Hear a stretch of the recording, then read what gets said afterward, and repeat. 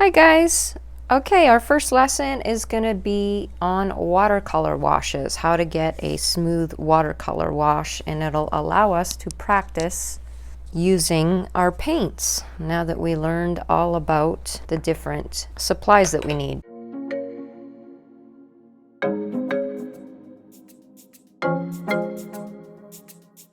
So I'm going to mix up my colors. I got this gorgeous pink here. Make myself a puddle of yellow. I really like the ISO yellow deep. It is just such a beautiful warm yellow. And I have a little bit of orange. This is a transparent Pyro orange, I believe. This one's Daniel Smith, and the other two are Holbein watercolors. So we're going to start from our lightest to the darkest. You always start from light to dark in watercolor. And we're going to start with our yellow, and we're going to start at the bottom. And we want a nice smooth wash. The one thing with watercolor is that you don't have a lot of time. Time is not your friend, whereas in oils you could play around, the paint takes forever to dry.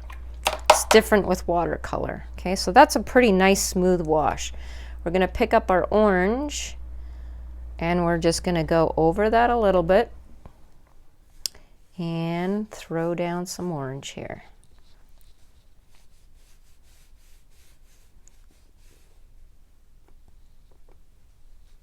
Just working nice and smooth. Another thing that I suggest that you do is work on smaller paper sizes. Okay, I cut this out 5x7 for the beginner series. All the little paintings that we're going to do, I am just going to do the 5x7s.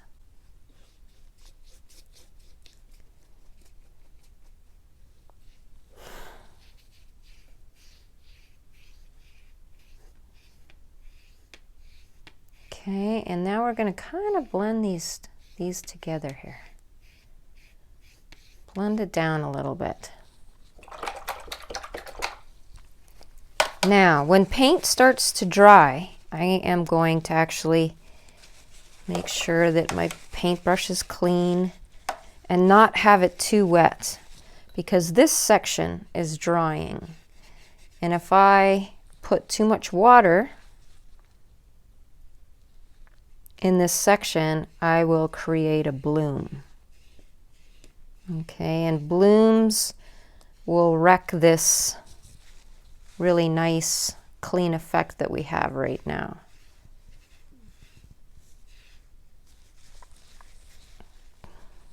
All right, so I'm going to let this dry. So notice we have a very nice gradual effect from the yellow transitioning to the orange, transitioning to the pink. So far we did wet on dry. We never pre-wet our background. We just laid down the colors and blended them together.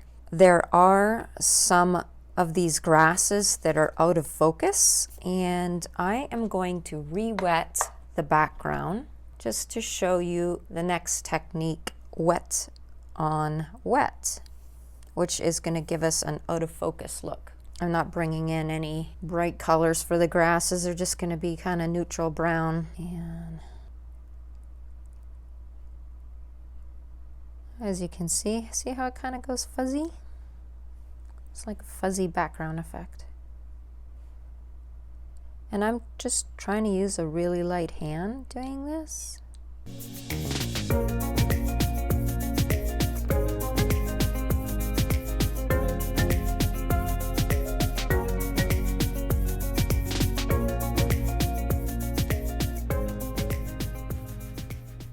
And if we were to want it even more of a blurry effect, say, you know, I waited too long and it's not as blurry as I want, and hit it with a little bit of water.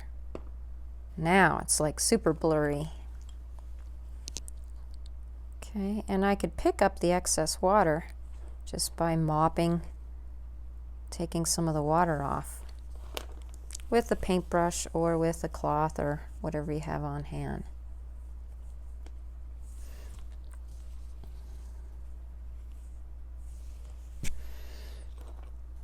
Okay, so I just thought I would throw that in there. You guys don't have to do this if you don't want to.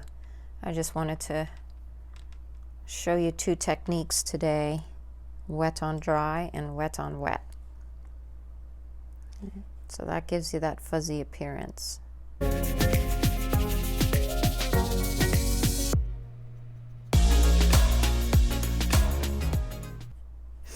Okay, so I'm going to let that dry, and then I'm going to come in and do a darker layer of the grasses, wet on dry, and that will be the end of this little painting. All right, now that it's dry, you can see I have a little bit of some blurred edges effect in the background here. And doing the foreground, this is wet on dry.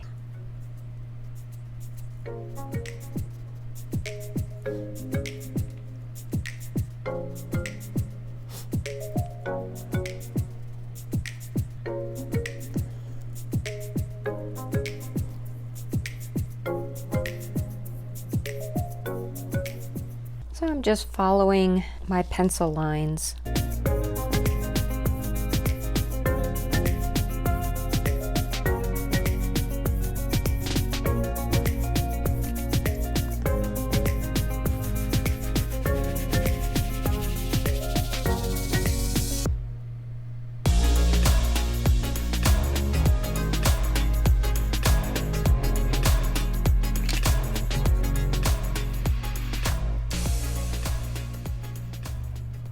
I'm just making little marks on either side of the stem, and to try to get nice thin lines, I have a really light kind of pressure, and I'm just kind of using it almost like a pencil, just barely touching the paper to kind of draw it in.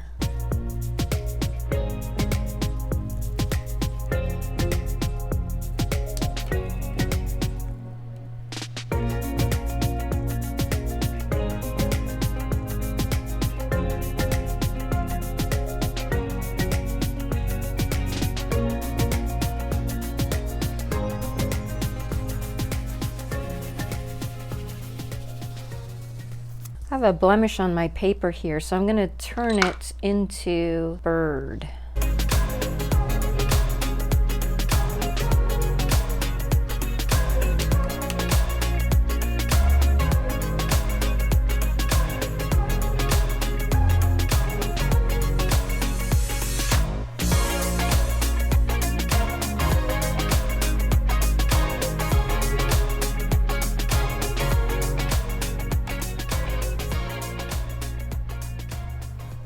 And that's it, guys. Just a very simple, small little picture to get started. It's kind of nice to have this white border. I think it looks really neat. The tape does hold your paper down. It helps with the warping as well. So from here, you can tell that it's still pretty warped, and if you haven't watched my video on how to fix warped paper, give that a look at.